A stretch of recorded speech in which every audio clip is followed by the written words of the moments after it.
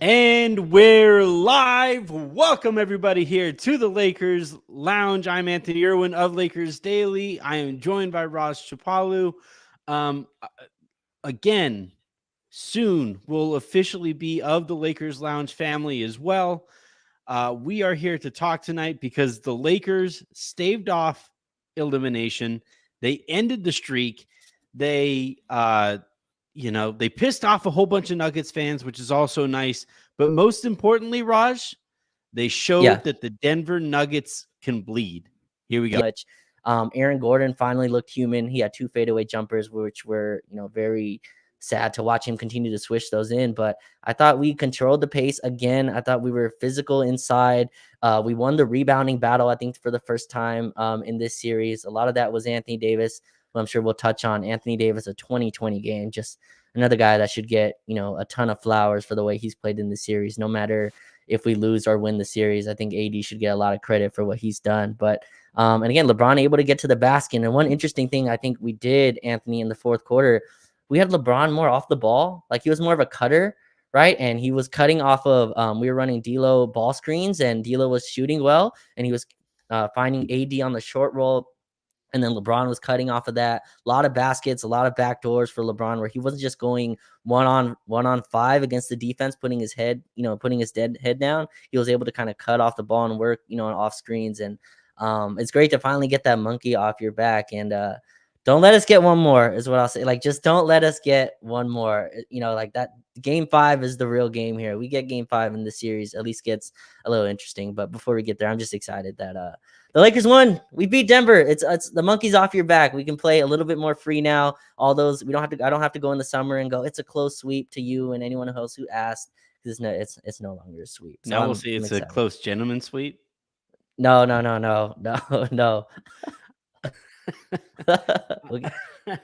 I before we even get to like what this means for the series, what this means macro, I already see people asking about Darvin Ham and stuff. We'll get to that later in the show, but I do want to just enjoy this game. I thought you mentioned that I don't take as optimistic of you, shocking, but I don't take as optimistic of a view of that small lineup there. I thought they just made shots, and Denver missed shots.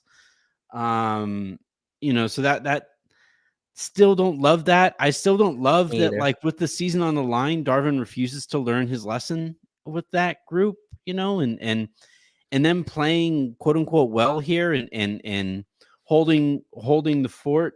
What during that stretch just means we're definitely going to see it on the road where it's less likely they're going to make shots in Denver, right? So I don't necessarily love that. What we did see tonight, though, where I do think that we saw Darvin learn his lesson a little bit, Jackson Hayes didn't get a DNP Jackson, I think, is one of very few Lakers actually in the series who holds a positive plus minus. And it's not that like he is great. Like he's a particularly bad matchup against Jokic, but in non-Jokic minutes, when he's playing out there with LeBron, he can go out there. Actually, from that very same movie, I used this analogy with what I thought the bench would look like this year. But in that movie, and I'll explain this because you haven't seen it. But in that movie, the main character that you just saw throwing that spear, he is a Spartan, right? He's the head of the Spartan army, yeah. Okay. And they are taking on the Persian army headed by the guy who you saw get pierced by the spear there, right? And they are just hopelessly outmatched. They are just, there's no chance there. But one of the scenes that they have, and it's one of my favorite scenes in that movie, and I'm not gonna lie, not even a guilty pleasure. I just love that movie. I love that movie. I will watch it. It used to come on TNT all the time. And every time I saw it on TNT, I would stop and I would rewatch it there. But there's a scene in there where the narrator, who also is a Spartan, the narrator talks about the Athenians and how the Athenians, he just like marvels at them. He goes, God's. I think that they still believed in polytheism back then. He goes, gods, I love the Athenians. They just go in there and they muck shit up. That's Mhm. not his actual line. And he just talks about how it is complete chaos. They sometimes hit each other with their swords, but screw it. They're doing a bunch of damage to everybody else. And that's Jackson Hayes in this series, I think. And I think, Right. just that's Jackson Hayes' general energy, is that he will go out there and he's on infinite turbo mode. Sometimes he overruns where he needs to run to. Sometimes he bumps into Sure. other people. There are times where I'm concerned he might foul LeBron. But I think the Lakers really benefit from that energy. I think they really benefit from somebody going out there and just being like, you know what, screw it. Yeah, I probably like I might get an over the back call here. I might be out of position here, but being out of position means that I really tried hard to contest over here. And just also reintroducing size, right? The Lakers Yep. did not play Jackson Hayes in last game. And I thought they were consistently too small in those minutes that Anthony Davis was sitting. And in this one, they weren't, and I'd have to look at his numbers at the end of the day, at the end of the game. And I have to look at what the actual game looked like while he was out there. But it worked, right? Like I thought that was a key example of Darvin learning from the previous game. Yeah, so like just going on the Jackson point, I think this is an issue that the Suns have, the Lakers have, and even the Clippers have, where their stars have to also be the dirty work, high Mm-hmm. motor players, right? And that's a really tough ask, especially for the older stars in the league. And I think that's one of the reasons why you see a team like Phoenix that's down 3-0. Jackson Hayes is able to come in and just muck things up, have high energy, be able to take some of that rebounding task away from AD, away from LeBron when, Jokic is sitting as well. And yeah, it's not just size, Anthony, it's size with motor. Like we need guys who play hard. That's why like I didn't think this was a Vando series like to start, but I'm watching, I'm like just one more guy with high motor and that's all he does. He's known for energy and defense, and players like that are so important in a playoff series. You're seeing that again with a guy like Nikhil Alexander-Walker in Minnesota who's playing really well, who's shooting the ball well as well. But just high motor, high energy dudes who just are tough at the point of attack. And Jackson's not that type, but what he does allow you to do, Anthony, he allows us to play a defensive coverage that we can't pretty much when anyone else is on the floor, and it allows us to blitz Jamal Murray. Right. So like when Jamal Murray was running his ball screens, when Jackson Hayes was out there, we were blitzing him with Hayes because Hayes can at least keep up with him with the foot speed. Now there's ways that Jamal Murray can go into some trickery, and some of the shots that he makes looks like they're just put in by God sometimes. But like at least Jackson Hayes will be able to move his feet and kind of stay with him, and that's what he was able to do. We played a little bit of that LeBron Rui 2-man. At least I think they played a little bit, but for the most part, it was AD and Hayes. AD also, I believe, really high minutes tonight to get this win. Hayes But played yeah, 6 minutes, was a net neutral, which okay, is which perfectly is a fine for win, me. Yeah, which is a win. like that means you didn't lose some AD on the bench minutes. It's not just that. Like when he's on the court, he's the one crashing. He also got his second chance points, right? Again, just take some of those hits away from LeBron and away from AD. That's all you're asking. You're trying to play the war of attrition here and trying to get those dudes healthy into the feeling rested into the fourth quarter. And some of that is not having to just take a elbow from Aaron Gordon every single time, right? Because Aaron Gordon has to go and box out Jackson Hayes, or AD doesn't get a huge bump off from Gordon or Jokic, whoever, and PJ crashing and stuff like that. So I thought that was huge. I thought Hayes coming in really energized the team. Rui was a little bit slow, but again, Torian off the bench too, just being able to attack closeouts. Anthony Vincent hit a 3 tonight. Like should we, like he freaking hit a 3-pointer. That was huge, and that's Also something airballed a 2-foot floater. yeah, we don't have to speak on that one so soon. But yeah, like I was just so happy to see him at least make a shot, and he continues Because to the play. only shot he made was the 3. Went 1 of Yeah, 4 from the field. yeah, we're But baby was a steps is plus good. 6. Was a Yes. plus 6 in the game. No, but he defended Jamal Murray really well, and this is again, I don't want to jinx it or get us in trouble There's here. no But such this thing is as jinxing. You were down 3-0 and now you're down 3-1. Like okay. jinx is whatever, or you kind of go out there, like whatever you want to say, Roz. Let it All right, all fire. right. So all right, I'm Get gonna let. irresponsible. I started this thing by playing a clip of a Persian emperor Yeah, getting bleed. getting grazed by a spear, and how Right. that essentially the lesson there, right? The reason that I Yeah. played it is once the Spartan army And because essentially, like, they were only allowed to send 300 I don't even have to watch soldiers. the movie anymore. This is great. Like, I feel like I got the whole synopsis just No, I'm from I'm this. hoping I'm hoping I'm inspiring you to go and see this Oh, movie. okay. But essentially, like, because of some politics and because of some corruption within the Spartan government, Mhm. they were only allowed to send 300 soldiers into this suicide mission Okay. against, the bulk of the Persian army, right? Mhm. And they show up, and like the Persians have fucking elephants, and they have these, like, they're it's just like an insane, it's like very similarly to the Lakers Nuggets thing, right? It's this insane mismatch. There is the Spartan army is at an incredible disadvantage here, but they understand the terrain. They take that to their benefit, and they hand out enough L's to this Persian Empire, and with their final act, they basically show that this guy can bleed, and they show that this Persian Empire can Mhm. actually be toppled. And in doing so, they inspire everybody to kind of rally and take on this Persian Empire and stop them from, taking over the globe. Yeah. And again, I don't know how historically accurate any of this is, but it's a badass movie. And when I saw it and I was super duper young, I thought, wow, this is really, really cool. Whole bunch of Right. blood, whole bunch of gore. Love this movie. Unfortunately, it's also given Zack Snyder the ability to go out there and make terrible movie after terrible I movie after terrible movie, and Is he a almost producer completely or derail the DC the DC universe. But that movie was insane, and the whole point of that scene that I showed there, right, is now that the Lakers have beaten them, now that they've, because like we've seen it in this matchup. You can see the other guys on the Lakers have not necessarily felt like they can beat this team. They've Sure. lost to them often enough, and in the same exact way over and over and over again. And the lesson to take from this one, and again, we're going to talk about the way that Denver is tempting fate here later in the show. And this is completely irresponsible by me. Probably going to get clipped. I'm probably going to regret saying all of this stuff.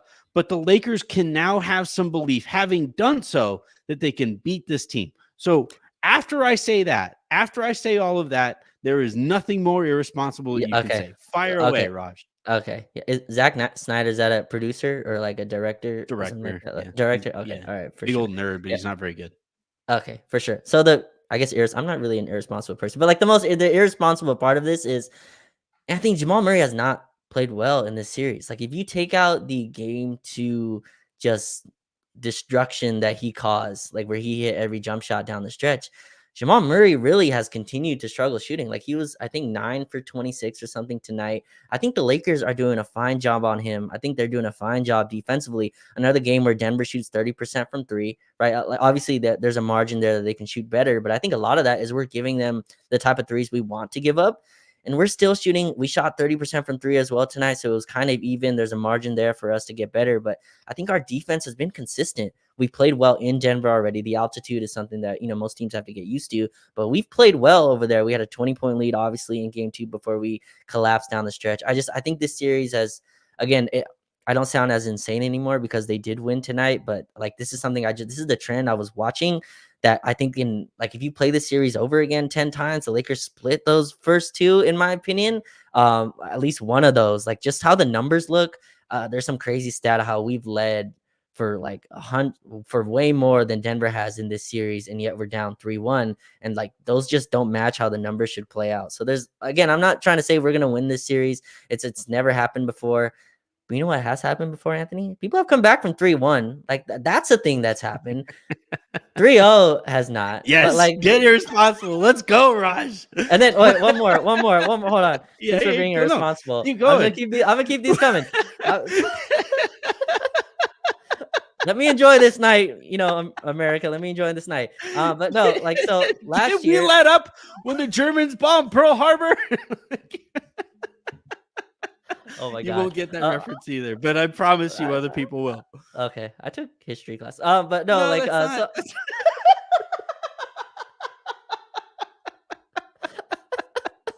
That's not history. Okay, all right. Well, you can explain that to me later. But Okay. But so last year, last year, I don't know how we move on for that, but like last year, I'd argue that that Boston should have come back from 3-0, but Jason Tatum got hurt in Game 7, in the first few. I'm sorry, like I'm just not good at these movie references. Was that a movie or was that like a TV show? Not real life. The Germans didn't bomb Pearl Harbor for one. Oh yeah, that's true. Yes. I just was ready to get back to basketball. I did not know where to take that. It's from the movie Animal House, where Okay. this guy is giving this speech. And Okay. he's saying nonsense, just utter nonsense. And one of the lines that he says, paraphrasing, is did we quit when the Germans bombed Pearl Harbor? And this guy rises up, like one of the other people rises up to like correct him, and the character goes, "Don't mess with him. He's in a rhythm. He's on a roll." But no, Raj, it's not history. That's not real history. That the Germans bombed Pearl Harbor. All I heard was Pearl Harbor. So I've heard. I have actual tears. I have not. This is like the most. This is the hardest I've ever laughed on the show. All right, I'm sorry. Completely derailed you. But I No, am dying. Okay, so my last point to try and move on as best as we could. So I would argue that last year Boston should have come back from 3-0. They had Game 7, obviously was at home, and I think they would have won that, but Jason Tatum got hurt, I believe, in the first 2 minutes of that game. So I think, like, not saying it's possible, not saying it's going to happen, but there hasn't been crazier things that happen. But I guess that's the reason to kind of go into Game 5. At least the Lakers should, with some type of belief, and you might have the best player on your, in the world on your team. So that's me being irresponsible. The real thing is Denver's going to come out and try to punch you in your throat in the first 5 minutes, or maybe they don't. Or maybe they continue to tempt fate. So I think the Anthony Davis thing here is, I think, the most interesting thing, where Jokic is like the nth degree example, right, of the type of player that gives Anthony Davis problems. And and those types of players give AD such problems that it messes up his offense too. And the way that AD has played in this series has gone completely unnoticed. Now, they were down 3-0. And normally, even good play on a team that is down 3-0 tends to get ignored because you've lost 3 games. But Anthony Davis now, for 4 straight games, has gone toe-to-toe with Nikola Jokic. Yep. And again, continues to show it. I thought, now, Jokic was incredible again tonight, right? Jokic finishes with 13 points, 14 assists, and 14 rebounds. That's not too shabby. But like you said, Anthony Davis goes for 25 and 23 and 6 assists to go with, or on 11 of 17 shooting. He has shot really well in the series. He has played really physical in this series. He has disappeared, right? That was the concern that he came out of Game 3 with, or was it Game 3 or Game 2? Whichever one it was, Game 2, right, where he started 14 to 15, finished 14 of 19, or 15 for 19. And like, he's not a perfect player, but he has shown you, like, he has this in him, and he has it in him consistently if you just stick with him. And I started this conversation, Roz, by asking what's the difference here between the Lakers giving up their lead and not. Yeah. And it still isn't the type of production I would like to see from AD in the second half, but it was some. Like, he was still involved in the second half, and he was still a big part of their offense. When the Lakers needed buckets, he got them either within the offense itself or via offensive rebound. Like, that's the part of this that has really kind of driven me insane, is like, when Shaq didn't get the ball, he made it known that he wasn't getting the ball, and he would demand accountability of anybody who deserved accountability in those stretches for not getting him the ball. But also, he would go out and get an offensive rebound and he would dunk it, and he would get an and one. And while he would be walking back to the free throw line for that and one, he would tell everybody on the court, "Get me the mother effing ball." Right? Yeah. This is Yeah. me getting it for myself, but get me the mother effing ball. And with AD tonight, he had a putback tonight, late-ish in the game, and it should have been an and one, in my opinion. The Lakers shot fewer free Kind of throws than the Nuggets tonight, and for some reason nobody's talking about that. But he got that offensive rebound. He finished with 3 offensive rebounds in the game. I think that's the most he's had in this series. I'd have to look. yeah, But like close he to was it. just he was still a factor in that second half. And when you look for reasons, we'll talk about DLo and Austin here in a second, but when you look for reasons why the Lakers were able to stay after it in the second half and maintain that lead in the second half where they've coughed it up in the past, that to me is why. That to me, because he's your best player and he cannot disappear. You cannot let him disappear again in a playoff series. He has the largest ask, right, in this series, and Oh, I for spoke sure. earlier about the ask on like guys like KD, guys on LeBron. AD has a universal ask. Like he has to guard the best player in the world, and Jokic is so unique, such a unicorn in this way that he not only scores on you, he's extremely physical, and he's also the head playmaker for the team. That's a very rare kind of combination to be. Usually, like not very many teams run like they run their offense through their bigs in this way, and the ones that do aren't as physical as Jokic. So number one, AD's doing that. Number two, he has to drop his 30 a game, or the Lakers wouldn't be in this series, right? So he gets another 25 points, 11 for 17, super efficient. Anthony only 4 points in the second half, I believe, but he was involved in the second half, right? That's the difference. He's not standing in the He had corner, 4 and AD assists in had the second half. four assists in the second half. I believe like 2 or 3 were in the fourth quarter, finding LeBron. And again earlier I said LeBron was more off ball, and a lot of that was putting LeBron in those corners, right? LeBron kind of took the Rui role. We benched Rui down the stretch and put in Torian to kind of help. Torian was playing really well, attacking closeouts well. I had no issue with that.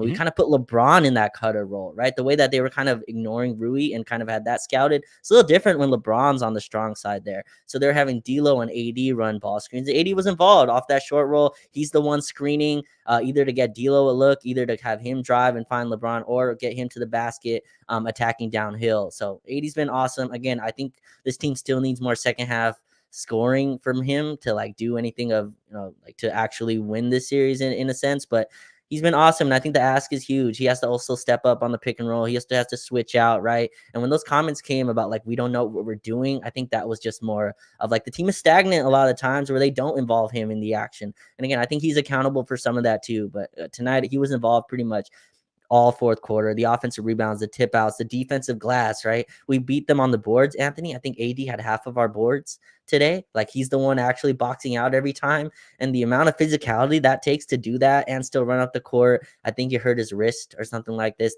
game as well. Has some like injuries. I'm sure that he's nursing. But I hope he gets his flowers, man. This dude has been awesome all year, honestly. He was awesome in the play-in. He was awesome these 4 games. We'll see how this series continues.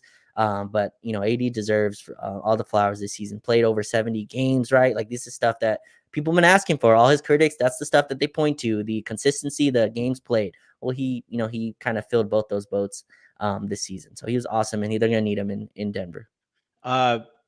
Last point on AD. One of the things that you and I were looking at or keeping an eye on over the course of the season was AD's assist totals, right? And what the Lakers' record would be in games that he had at least, I think, 6 assists was actually where we arrived here, right? Was kind of the number that we said is the baseline there. Lakers had a great record all year when he had at least 6 assists. They win this one tonight, and he gets that 6 assist. And nice. Operating out of the high post, you mentioned he had a huge pass. The Lakers desperately needed a bucket late. LeBron cuts backdoor. AD finds him cutting backdoor, and I think that kind of sort of ended the game. That bucket did there. That one and Reeves's score in the paint over KCP also. I actually, I'm glad that you mentioned LeBron moving off of the ball in the fourth quarter. Yep. and 12 points in the fourth for LeBron. and how that actually made him a more effective player. Hmm. There's no reason to have D'Lo out there if LeBron is going to constantly be on the ball.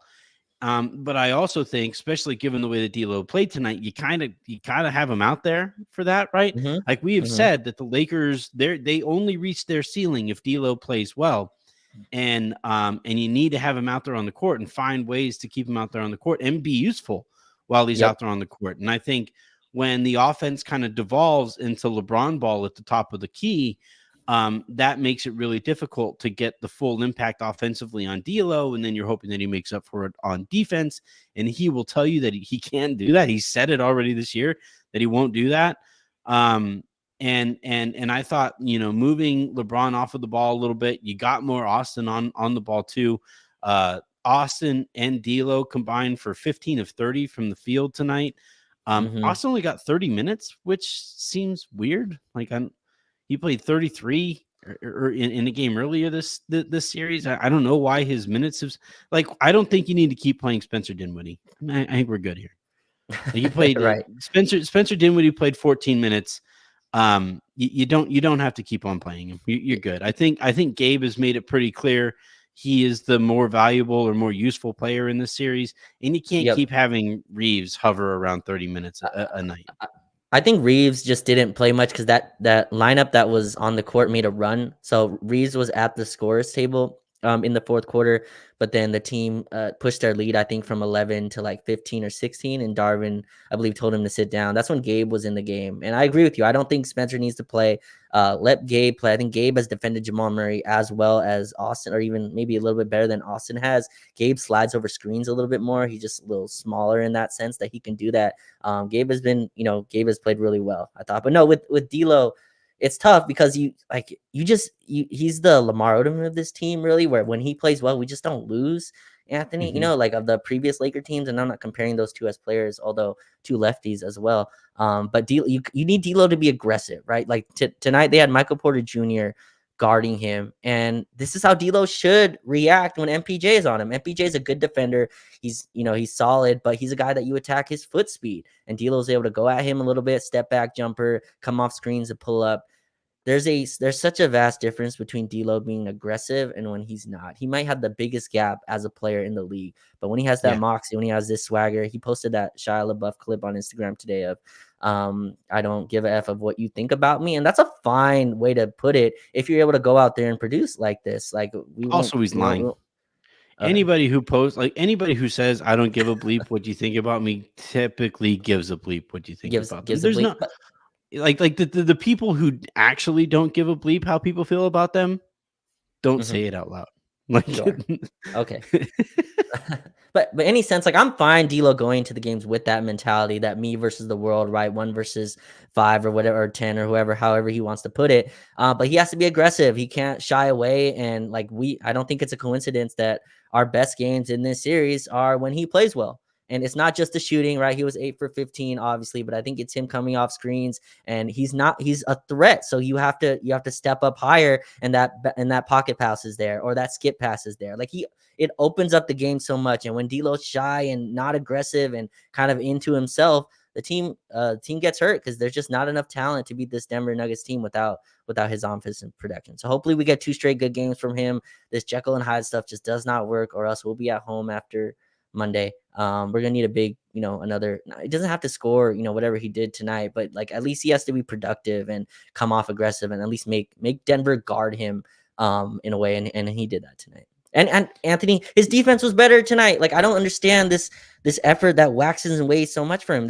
He was on Jamal Murray for large stretches of this game. Did a nice job fighting around screens. He's too smart not to. Gets around, is able to attach while Jamal Murray snakes these screens. It comes and goes too much. He lets his offense dictate his defense, and that needs to get cut out if the Lakers want to do something. Rui, I know it wasn't the best Rui game, and it hasn't been the Mm-hmm. best Rui series, but still 22 minutes for Rui is too few. And the fact that he was a plus 13 in the 22 minutes, it's like, and like a lot of that is that he's playing next to LeBron and AD, and he's with that starting five that like thoroughly outplayed the Nuggets tonight. Mm-hmm. It continues to, frankly. Um, you know, I still don't think like 22 minutes for him. Prince played really well. He played 29 minutes, kind of tempting fate there, right? Because like once he goes over like 24 minutes, that's typically when you see the decline in Yeah. productivity there. But again, like, Lakers played 9 guys tonight. They technically got Christian Wood. He was available tonight. He did not play. I think that was the right call. I think you could get away with playing 8 and remove Dinwiddie from it, and you could split Dinwiddie's remaining minutes. He played 14. If you give 7 of those to Reeves, that's 37. If you give 7 of them to Rui, that's 29 at least, right? 22 minutes for Rui, when putting him into the starting lineup has kind of turned your season around, doesn't make much sense to me. Right. And I think and again, the starters tonight, Anthony, they played at least I think these numbers are right. They played 19 minutes almost, which I thought they should have played a lot more. Again, they won their minutes. They were a +8 in those in that lineup. The reason that Rui didn't play, and it's not really his fault, honestly, is that it's the MPJ equation. Like if MPJ can just come back to earth once, right? Can he like just come down from wherever he's floating in the Colorado Rockies? If he can just come down at least once in Game 5. But that's the issue, really, is because you have Rui.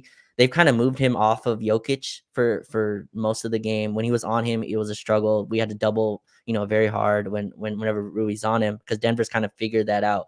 But Rui chasing around MPJ, that's just a tough matchup for him, and that's where kind of Torian, even though he's not like as physical as Rui is, but Torian can at least come around screens a little bit more and just stay with Porter Jr. in a way that Rui can't. So that's why Rui's minutes got cut. And also his offense has kind of slowed down. His jumper has just not been there. He's not hitting the mid-range fade as much. They've scouted that baseline cut, so his timing has been off.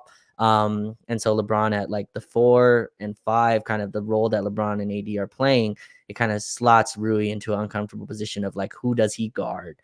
So I think that's the issue. But no, you're right. 22 minutes is, I'd rather have Rui out there, at least in those super small minutes, right, Anthony? Like, let's not play 4 guards. Like, it worked Yeah. tonight. Like, that worked, but let's not. Take Spencer out, put Rui in, up Rui's minutes to that 30, 33-minute mark, and at least you have some more size out there. Maybe even play Rui, AD, and Jackson together. Like, you can get weird. When you get big, you can get weird. So like you can kind of mix the lineups up in strange ways. But yeah, I agree with you. That's 22 minutes is not enough. It's just the MPJ equation. MPJ again shot just absurd. Scored 27 points. Anthony, like this is a guy that like doesn't average 20 in the regular season. It's just he's having an incredible series, and that's why Rui's minutes are going to fluctuate. That's another one, Raj, where you make him bleed, because typically Mm, when MPJ plays like that, tonight he finishes with 27 points, 11 Yep. rebounds, an assist, a steal, 10 of 20 from the field, 4 of 11 from 3-point range, 3 of 5 from the free throw line. When he plays like that, they win, and they win Yeah. big.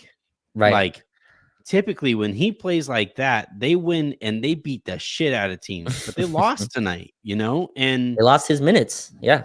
yeah, and that's another thing that like this Lakers team, right, that I thought was really kind of lacking for belief against Denver.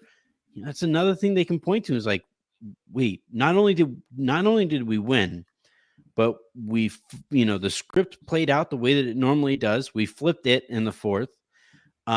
We were able to somehow beat Denver with MPJ playing that way. Jokic played great, so it wasn't like he was bad, right? Like, you did get the bad Murray game, and we'll talk about him here in a second.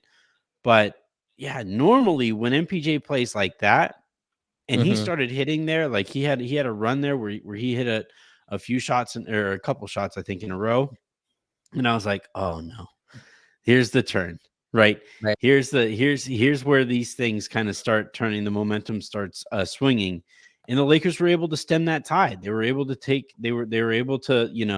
I thought the biggest stretch of the game actually was when LeBron sat in the third quarter, and they were somehow able to survive that stretch there.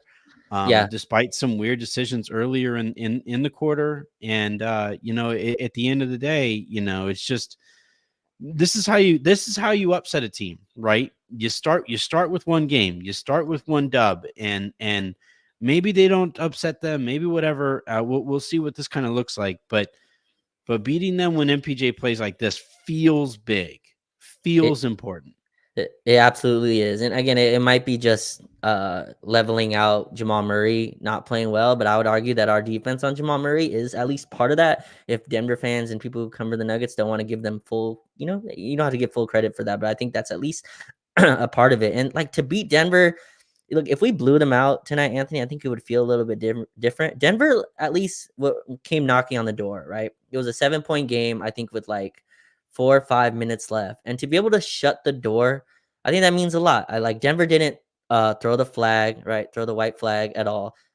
They played their starters all the way down, and those guys tried to execute, and we defended their last minute plays as well as we have all series. And again, like it's a huge mountain to climb. We're looking up Mount Everest right now, and we've barely just got on the road, or however people hike Mount Everest. Like we just barely started going up. The Colorado And- Rockies are right there, Raj. right, yeah, that's You don't true. even have to say Mount Everest. Like they have a big ass mountain range where they play. That's true. Another place I want to visit one day, Yeah. Colorado. But no, yeah. So like, it's a huge mountain to climb. It's just these are the things you can get. You have to at least start to do, and I think we've at least started to play better. But again, it's really sad, Anthony, because I feel like this series should be even, and the conversations are way different than we're having right now. But you got to fight the battle. I always say, like, you can walk in and run 100 miles per hour in, and you got to run 100 miles per hour into this game 5, which I think we do have a chance. We played well in all the games in Denver, have not been blown out, actually really at all this series. So this has been a tight series. The Lakers have pretty much won their minutes. Just got to hope that it evens out a little bit. And Michael Porter Jr., please, like, come back down to earth. One game. All right. One So full game. before we move on, and we have a ton of super comments here that we're going to get to here in a second, but before we get to that, we do have to talk about this. We do have to talk about, like, one of the things that Phil Jackson really prided his teams on was when they had an opportunity to snuff out an opponent, they did typically. He did not lose very many elimination games, and if he felt like a team wasn't focused in an elimination game, he would call like those were the times where he would call a timeout and really like get everybody focused, because you don't want to play extra playoff games. And I saw somebody in the chat mention this while we were talking about this, but Murray looked a little gimpy late in the game, and his calf or something like that. Yeah, it's the kind of and Murray, by the way, has been dealing with injury stuff his entire career, like this season too, but his entire career. He's always rolling ankles. He's always dealing with some kind of soft tissue thing, right? And for the Nuggets to basically approach this, and I see Nuggets fans talking about how, well, they didn't care about an elimination game against the Minnesota Timberwolves last year and then stopped them from winning a championship. If you are forming a habit of not caring about playoff elimination games, and you are like okay with your team playing extra playoff games, boy, you don't understand what it means to be a great team and what it takes to be a great team. And I know that, like Nuggets fans don't have very much experience watching great teams, watching their team be great. They have a lot of experience watching the Lakers be great against their team, but they don't have very much experience as far as like watching their Denver Nuggets team be great and strive for that greatness. And we talked about coming into the series, right? Harrison and I have been bugging you, to the point where like HR might have to get involved. But like we talked about like the basketball gods and how pissing them off, eventually is going to turn its head. I'm telling you, if the Nuggets are like formulate a habit of playing extra playoff games when they don't have to, that is not the habit that you want to form, man.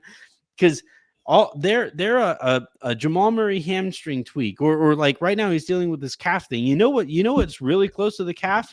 All kinds of important stuff. You have the knee to the north, and you have the ankle and the Achilles to the south.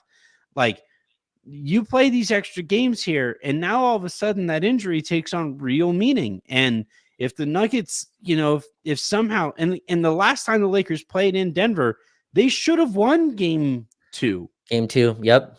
Like they want. we walked away from that depressed as hell because you felt like you should have won that one. And so like if the Lakers are somehow able to take game 5, and now all of a sudden they go back home to play game 6 at home against a team that we just saw Jamal Murray come up a little gimpy with, right? Yep. And we've seen Peyton Watson isn't ready for all of this. He's looked good defensively, but he was pretty bad offensively in this one. Christian Brown hasn't mattered really in this series. And Reggie Jackson also turned an ankle in the previous game. Didn't look great tonight. Hasn't been very good all year. So you have a thin team, and now Jamal Murray looks a little gimpy.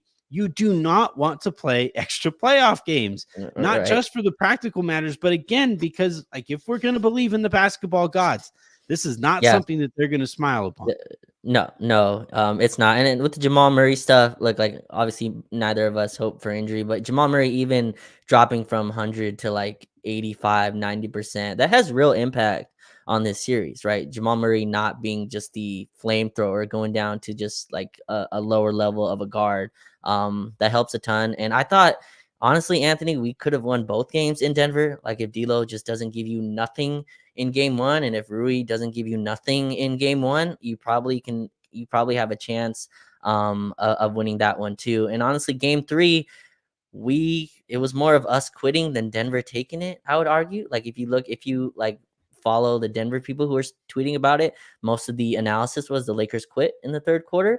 And obviously Denver has a say of why that happened, but I think a lot of it was also our doing. Yeah, I think Denver tried tonight. I don't think this was they just let this game go, but there were definitely points of this game where they were more relaxed in other parts. Their intensity went up in the second half, and you give a team life, you give any team life. You give the Charlotte Hornets, the Washington Wizards life, That they was can the kind of come pissed up. us off with this Lakers team all year. Like, Yeah, how many exactly. times did the Lakers just fuck with their food and then all of a sudden, oh crap, the food's eating them? Exactly, and it's a totally different tier when it's Anthony Davis and LeBron James on the other end, right? Who probably don't need more motivation. I mean, obviously, just not getting swept, I'm sure, is motivation enough.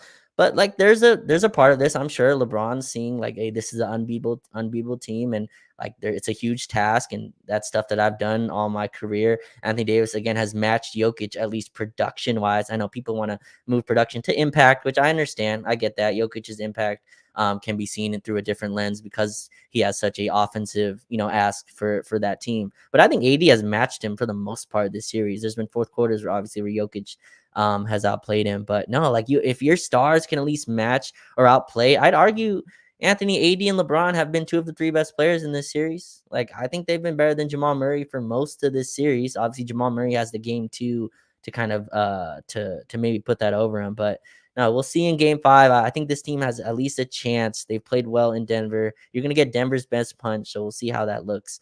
But no, yeah, Denver's definitely testing. I believe in the basketball gods. I don't believe you can kind of know when they'll bless you or when they won't. That's kind of how this works. But I do believe that there's some of this.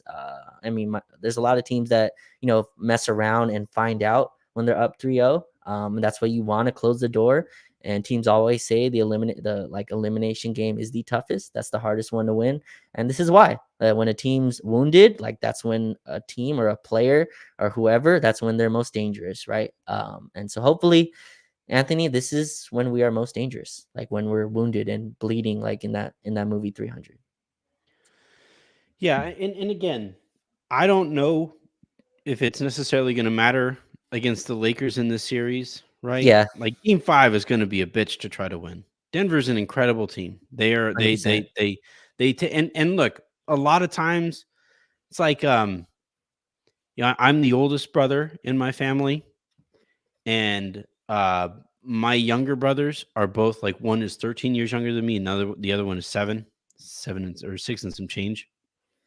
And um you know, brothers wrestle, brothers play fight, all these things, right? And the worst thing, my middle Alex, like he was so much younger than me, then like it didn't matter what happened there. Like I was just too much older than him. I was out of the house hell by the time Alex was like in his teens. But with Andrew, the dumbest thing that he can do if he wanted to avoid pain was to hurt me, right? Because Now all of a sudden you're playing. Then you get hit in the face, and you're like, this mother, and then all of a sudden Andrew has his face like in the carpet, and you're just beating the crap out of younger brother. And like maybe that's how this plays out, right? The Lakers they caught Denver in the face tonight. They hit them and they caused a little bit of pain, and now Denver kind of like wakes back up, and they treat the lesser team the way that the lesser team should have been treated. My point here, and I see that there are some Denver fans watching here. My point here is that if this was like, if for me, having watched a ton of championships take place over my lifetime, for me, it would really piss me off to have my team have the opportunity to end a series against LeBron James and Anthony Davis and basically elect not to. Right? Mhm. They did not play this game very hard. I think the Lakers scored 70 points in the paint tonight. That was Denver not giving a bleep. And I'm Yeah. sorry, but you cannot think that it's okay to just not give a bleep in playoff games. That is not something that great teams do. And Sure. yeah, the Nuggets went on an incredible run last year, 16-4, all that stuff. The Lakers also went on an incredible run, and they are on the verge of a first round defeat, right? Right. Yeah. So, like, again, this is a matter of habits, and any fan who has watched like good teams be good for a long time and had high expectations, lofty expectations, should walk away from this Denver team like it's probably not great that they just don't care sometimes. Even in playoff games, it's just probably not great. Yeah, no, for sure. And it's not just the habits, it's also about momentum, right? Like I Yeah. think in a series, momentum Don't give swing can belief. This yeah, series believe. could be over, and now the Lakers all of a sudden they have a little bit of belief. You think that you think LeBron and AD want to waste a flight to Denver? Like you think they're going there? You know what I mean? Like so, like LeBron could be on the on the Malfi Coast right now. it could be where Like anywhere in the LeBron world, could be like on his way to right? freaking the most beautiful vacation that anybody It, can fathom. And instead he has to go exactly. back to Denver. Right. And so I don't think so. Well, my point in that is they're not going there to mess around. Right. So I believe the Lakers are going to throw their best punch, and so will Denver. I just want to add to also, Anthony, this is the worst Aaron Gordon game of the series. And this kind of mixes also into your not seriousness. Right. And Aaron Gordon's a player, honestly, that kind of is immune to this. He plays hard every night.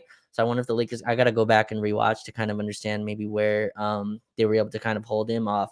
But 7 points, 3 for 7 from the field for Aaron Gordon. Only had 3 rebounds, which again is just very unlike him. He's a guy that has 6 offensive rebounds usually in a game. So I think that's a huge key as well. Aaron Gordon has been such a thorn in our side pretty much any time he's been on Denver because of his energy and his motor and his physical kind of toughness at the rim. You talked about our 70 points at the basket. We were going at Gordon. LeBron tonight, like one of the things he was doing, and again, this is to your point, Anthony, why you don't want to stretch a series. Teams find stuff out, especially LeBron James figures stuff out as the series goes on, right? And maybe it's too late, and it likely is. But what he was doing was attacking Aaron Gordon in transition. And that's a place where you can really get him backpedaling, and that's where LeBron has leverage, right? In the half court, they were sticking LeBron off the ball, but in transition, LeBron was going at Gordon's chest. And there's a lot of plays where LeBron didn't get the call and feels like he got fouled, but I think that's a huge kind of mix as well. LeBron not going at AG in the half court, but attacking him in transition. So again, those are things to look forward to in Game 5. Hopefully, Nuggets again kind of overlook the Lakers and think this is an easy home win, and the Lakers can steal one in Denver. Yeah, I'm really curious how the beginning of Game 5 goes. Mm-hmm. I think we're going to learn a lot about both teams at the beginning of Game 5. Yep. All right. Let's go ahead and dive into the super comments here. Shouts to you guys for coming through here. We have 11 super chats to get to throughout the show. Right at the beginning of the show, I hopped on here. There were 4 waiting. So the first one comes from Jason Kelly, which means love this for the Lakers, hate this for Darvin Ham. I'm not going to give too much away, but from what I heard, there was certainly belief that had the Lakers lost tonight, that tomorrow we or maybe even tonight, depending on how the game went, there may have been a change. Now I don't know what the difference is between winning a single game in this series is versus losing in five. If the Lakers lose in five, I think they would really have to stretch it to save Darvin's job here. But I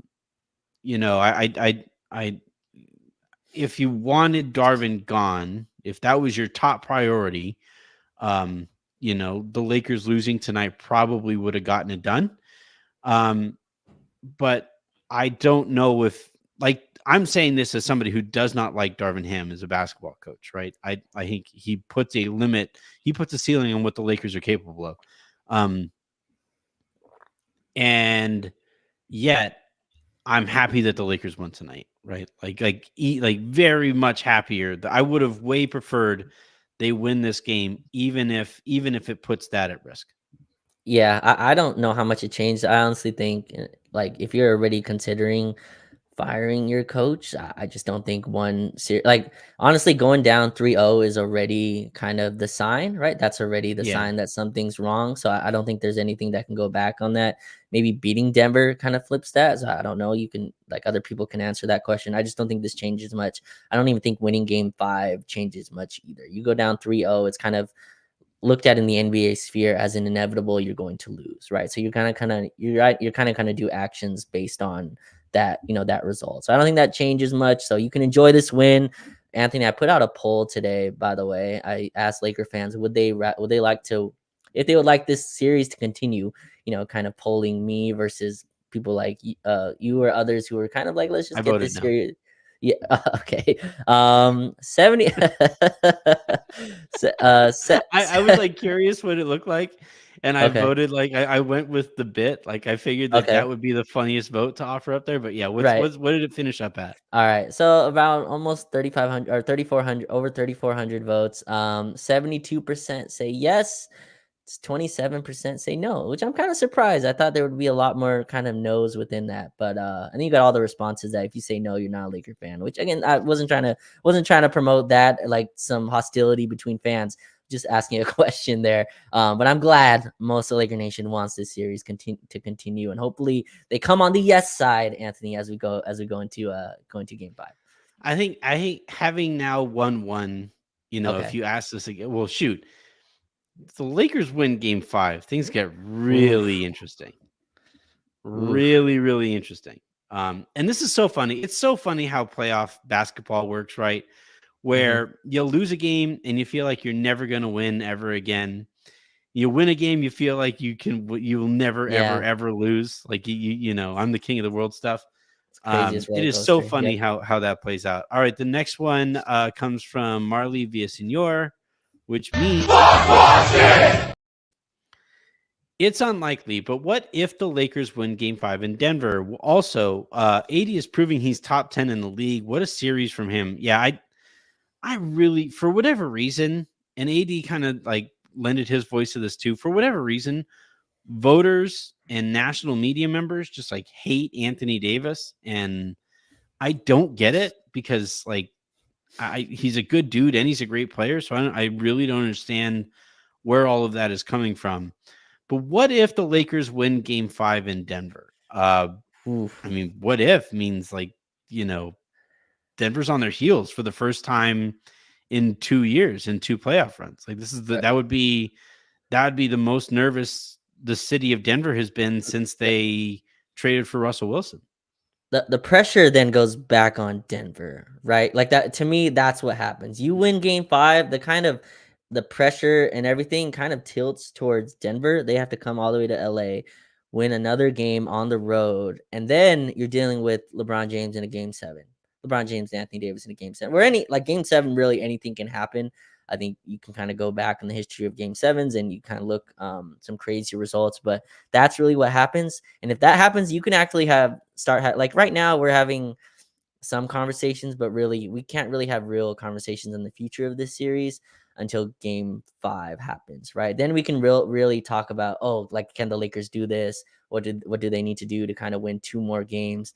But right now, yeah, you got to focus on game 5. And then that really changes the whole complexion of this series to me, Anthony. That turns this from, oh, it's great the Lakers survived, to, oh, Denver needs to buckle up and like realize they're in for a real war here. Because right now it's not that It'd be until the they win first game time 5. Denver has been nervous, like actually nervous in 2 years, Yep. right? Like you better win game 5 is all I'm saying, Denver. Like you have to win game 5. Yeah. Not that like it means that you're definitely losing the series, but you haven't been nervous in 2 calendar years, whether it's against the Lakers or really anybody, right? Because they went 16-4 in the playoffs last year. You never broke a sweat last year. And you know, you go into this one and you play with the, you know, and you go back home to LA where the Lakers just beat you there. And I do think that the Lakers may have found something here with LeBron being in the dunker spot, even if it costs you some Rui minutes. But Hmm. you know, I'm really curious because Mike Malone has been talking a lot about the things that they haven't had to roll out against the Lakers. Now you have to, right? Like now you have to make all of those adjustments. And now that's going to be on tape. And if you don't win game 5 while rolling out those adjustments and those things are on tape, now game 6 gets interesting. Yep. And then you're going into a game 7 having lost 3 in a what, row. 3 in a row? Like Yep. that's, you know, you better win game 5 is all I'm kind of saying. Yep. Justin Tyndall sends another one, which means a big relief in an elimination game. Prince played the whole fourth. Vincent played 8 minutes. Austin 4. Rui didn't get off the bench. Austin played 29 minutes. Rui 21. Murray is mortal, but Porter Jr. turned into Superman. The minutes there do feel a little. I think it's circumstantial. Prince was, or Torian Prince was playing really well in this one, and Rui has been kind of quiet. They need to find a way to get him going. Like they need Yeah. to find a way to get more offense out of Rui. And I don't know if it's a matter of his legs kind of being exhausted from guarding Jokic. I don't know. Like I think Denver's kind of tough because Rui's an ISO scorer, and the best defense that MPJ plays is in isolation. And so that makes it kind of complicated. And if he isn't guarded by MPJ, he's guarded by Gordon, who is one of the league's absolute best defenders. Sure. So, you know, the Lakers need to find a way to get something going for Rui there. Yeah, Denver's one of the few teams that can match a Rui, LeBron, AD unit just in size, right? Like most teams can't. So most teams, once they throw their center and their forward at LeBron and AD, there's usually just not another big guy left to throw on Rui, which is where Rui ate, and that's an important kind of place for him to score from. But Denver's just a different type of defensive team. They also take away the rim. At least they try to, more than other teams. So they kind of want to indulge you into jump shots. And Rui's, most of his offense has been coming off like corner threes, which he's, I think, hitting at a respectable rate. He's just not getting a ton of volume on those. And again, the like tiptoeing baseline cuts have been scouted out. So unless he's hitting that little mid-range fade, Anthony, I'm not sure where his offense really comes from. There's sometimes like we try to post him up against KCP, and I think that's the place you can kind of work when if there's some switches. I think that's where Rui can really leverage his size and score at. But if he doesn't have it going, like we have to make a decision quick. At least Darvin does, because the matchup on the other end is just really tough for him. If MPJ, like this guy says, continues to be Superman. I was gonna ask MPJ to be a different hero, but I don't know any at the top of my head. So I just left that alone. All right. I'm not gonna keep doing the F Boston thing all show because we have so many more of these things. So Alex Chavez writes, y'all remember the Pat Bev quote, we shot 20% today and we shot 26%, so we got better. That's what taking a game feels like. No, I joked with Jen because she was watching the game with me. I joked with her that it was like the Little Giant scene where they gained a yard and like the dad, one of the dads gets up from the sideline. He's like, "We gained a yard," you know, you don't understand the reference because you don't know the movie or whatever. No. But that's it. Like you got it. You don't like upset somebody by taking all of it at one time. Sure. You upset through belief that is built up through a bunch of miniature wins. And today, was a bunch of miniature wins that led to an actual win. Yeah. Um, Bran Oming saying, "Did y'all see Murray holding his knee and limping?" I did, man. And again, like Raj said, it's not that I'm hoping for an injury here or anything like that, but this is what you risk when you play longer series than you have to. Is you have an injury-prone point guard, and now he's holding his knee. Justin Tyndall thought Braun was going to kill Ham on live TV. An interesting choice to piss off the franchise with your job on the line. That was wild, man. Like it was like clear. It was right in front of the bench too. For one thing, I think that was part of the frustration there from LeBron. And it's been a trend all year, right, where they take too long to challenge or don't challenge outright. And that was a big possession now. Big possession there that they eventually gave up 2 points on. Yeah. Where'd your mind go when you saw that? I've never seen LeBron do that, at least publicly, right? And there's just no way you could take that any other way than he was pointing at the coaching staff. Now, maybe you can separate out who he was pointing at, but obviously, Darvin at least is the one that calls the challenges. So I think that's the person he was mad at. I've just never seen LeBron that animated, at least like in a public setting too, that like kind of calling out the coaching staff. So I think that was big. I think that was important. That was a huge moment in the series. LeBron had a not huge because it didn't matter in terms of the scoreboard, but I made a mental note of that. I was like, wow, I've never seen that. You could tell like frustration. If the frustration bubbled up so much that it came out publicly like that, it kind of shows how he's obviously dealing with this privately. So hopefully that doesn't impact the game going forward in game 5. But I thought that was a huge deal. I've never seen LeBron do that in these 6 years or whatever he's been here. Never seen him jump in such an animated way, kind of calling out the coaching staff for a decision that they did or not make. Absolutely. I like we I've covered at length LeBron's frustrations and everybody's frustrations here with this coaching staff, and that was a big one, man. Like that was a clear missed call. Yep. And a lot of times, like Vogel used to do this all the time, right? Where he would just kind of challenge something because his star said it, or whatever. And I think you can go too far in that direction too. But in that one is like, I don't think LeBron is making that big a deal out of a call that you would lose, a challenge that you would lose. And it's tough because like right on the other, there was one play today where Jamal Murray first quarter asked Malone to challenge it, and Malone right away got up and challenged it because of his star player told him to, and then you have this on the other end. But he lost that one, right? And he didn't have a challenge He for the did, rest of the game. He did, but it was, I think he's losing the battle to kind of win the war. That's what coaches do, right? And kind of in that situation.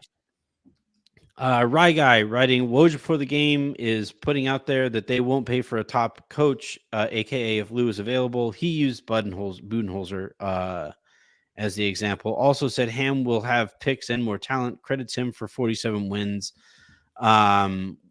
when they didn't have Vando and Gabe. Raj, I'm going to kind of get out of the way here and see if I can find. I tweeted out the clip, so I'm going to find the clip here of what Woj actually said there, because that's actually not a great representation of it. Okay. But yeah, like, you mentioned Darvin Ham's future and what going down and the way that the Lakers were down does to his future there. But like, where do you stand here on Darvin? Yeah, I mean, I it's thought he tough. did some interesting stuff in this one. Like I did. I'm not a big Darvin guy, but I thought he coached a pretty good game today.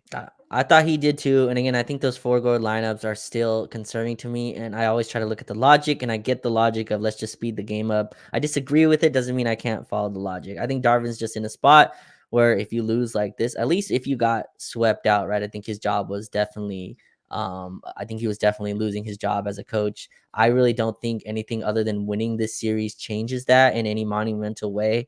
Maybe taking it to 7 gives the Lakers some, change of heart in that manner. I don't think it changes much as far as the, pay top money for a coach. I mean, that's kind of always the way they operate, right? The Lakers aren't Steve Ballmer, aren't the owner.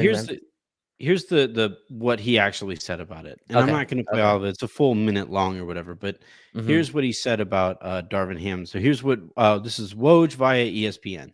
Coach of the Lakers, and you get swept in the first round of the playoffs, or you lose in 5, you've got job issues. You've got job security issues, and Darvin Ham will have that. I think that despite the fact he went to the Western Conference Finals last year, he won more games this year, 47 in a regular season, where they're without Jared Vanderbilt and Gabe Vincent for most of it. But here's what the Lakers are going to have to look like. They're going to have to look at what is the marketplace? Who is available to them out there? I think Mike Budenholzer is the most accomplished coach that's available. The Lakers have not shown necessarily a willingness to pay for a head coach of what Budenholzer is probably going to command on the market. And then you start looking around out there and say, and also, they've got 3 draft picks that they can move now at the draft. They had 1 they could use at the trade deadline. There'll be more players available. He has the potential to have a better team, maybe a more guard who allows them, to be more of a. He's kind of stumbles around after that. So, it was kind of crazy to see Woj that flustered. Like it kind of felt like he was kind of protecting Ham a little bit there, right? And like didn't want to go like full on. Like it kind of sounded like he hinted at the fact that like Darvin would be in big trouble, and he would have been. Like I'm here to say, Darvin probably isn't the Los Angeles Lakers head coach if the Lakers lose tonight. When we wake up tomorrow, we probably wake up to or are prepping for a report on Darvin no longer being the Lakers head coach if they lose this one. And he didn't necessarily want to go all the way there. He did say that the Lakers will probably have a better team next year. He didn't say, like in the way that I saw people talking about it on Twitter today, because I saw people basically saying Woj is saying to everybody that the Lakers won't pay up for a head coach next year. That is very different from what he actually said there, which is, historically speaking, the Lakers haven't really paid up for head coaches. The last like big time head coach that they really paid up for was technically Mike D'Antoni. Sure. They lowballed Tyronn Lue previously, right? So again, I'm not disagreeing with Woj saying that they haven't done that historically. I disagree with Lakers Twitter basically jumping to the conclusion that that is him saying that they won't do that here if the right coach becomes available. Yeah. So yeah, I it's why I tweeted out the clip, is to like get a proper representation. There wasn't a ton of reporting there. Yeah. I don't think Woj to clarify. Yeah, I didn't think he said anything defiantly in terms of like reporting, like you said. But I think he was just obviously using like logic. I'm sure he has some sources or stuff. Obviously, he's Woj, but yeah, like I think it's clear that if the Lakers go out this way, they obviously just can't come back and stand pat, and that goes for players, that goes for coaching, and Darvin Ham is a part of that. As far as the just if they would pay up, and I know that's not what he said. It's just the kind of market dictates that. Like you're just in a place where coaches are getting contracts that are different than they ever had. So if you want a good coach, that's just the number you're going to have to pay. And Lakers don't have a choice in that manner. So if they want like I think the comment said Ty Lue, like that's going to cost you whatever is the market for a coach, right? A good coach right now, it's expensive. Like it just is. So we'll see. I wish they didn't have to do that segment like right before a playoff game. Like can we talk about talk about the game? But if you don't do that segment with Woj, then what's the point of having Woj there? Because he's not a great basketball analyst. Yeah. Brandon Olmang writes, did y'all see the stat that the Lakers have led for 129.06 and Denver has led for 41.53 and they've been tied for 14.07? Also disappointed in Rui. I'm seeing there's a butt here and I'm missing the butt.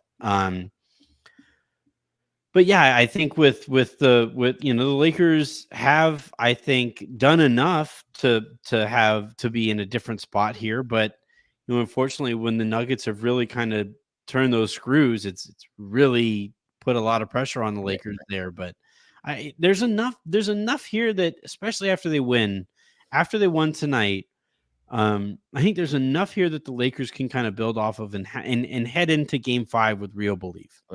Right. What this kind of reminds me of, and again, I don't watch soccer, but like, I was kind of watching during the World Cup where like one team would have possession all game, right? They would show the time of possession. It would show like such a lopsided possession, but the team that, didn't even have the ball very much still won the game. That's kind Mhm. of what I noticed from that. Like that stat is absolutely like a knife to the heart. But yeah, I think it shows that we can at least keep up with this team. This team is not running all over us, and it just still feels very different from last year, where I feel like we have more things kind of in our favor, that if just some things break our way, not every 50-50 ball goes to Denver. There's places where we can really leverage that into wins, and it's only happened once, so hopefully they can kind of keep that up. But no, that'd be that's another one, Anthony, that would be tough to go into the summer with, right? Like it's just got to be tough to go in the summer with, knowing that you led for can't do the math on that, but whatever percentage of minutes that is for the series,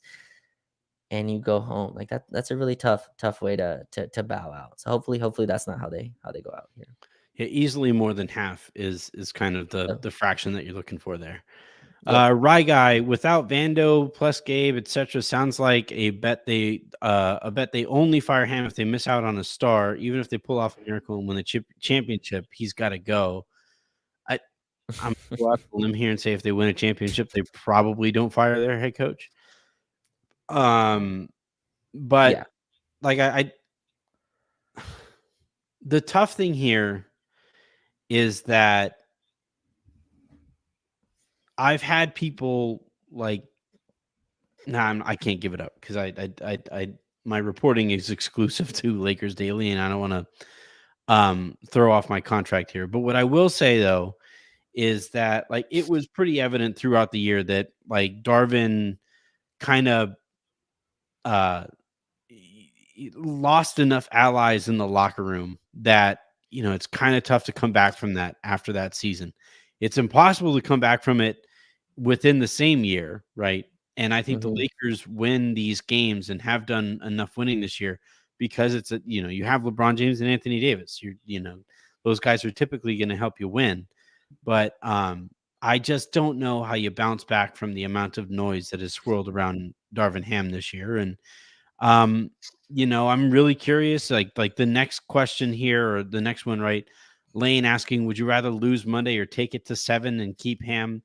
Like you gotta take it to game 7 because Yeah. now you're in a 1-game sample with LeBron and AD, like Yeah. that's against a team that you've beaten 3 straight times. But but it would doing that cost you keeping Ham or force you to keep Ham? And I understand why fans would be sick enough of him that you've reached that point. And I think maybe that is kind of telling in and of itself.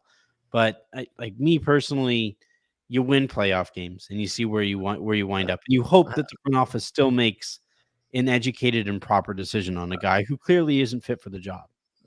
For sure. And look, the previous, from Rye Guy, if they win a championship, I think Ham would probably have done some things that earned at least an extra year, right? Like Yeah. if he's able to kind of route this playoff run and beat Denver and go through whoever to win a championship, I'm sure there were things that he did to deserve another year. And I'm sure the Lakers are looking at this as well. And I know like maybe you or others don't want to hear this, but if he's able to route this team to beat the defending champs who looked unbeatable, I'm sure there's a place maybe where they look at it and go, hey, like, look, is this a guy that maybe can coach one more year? I'm sure those are all conversations that will happen. I want to take it to game 7. Like, I think this is a strange either or. I get how bad Ham has been, but you just don't know how many more playoff runs you have left with LeBron.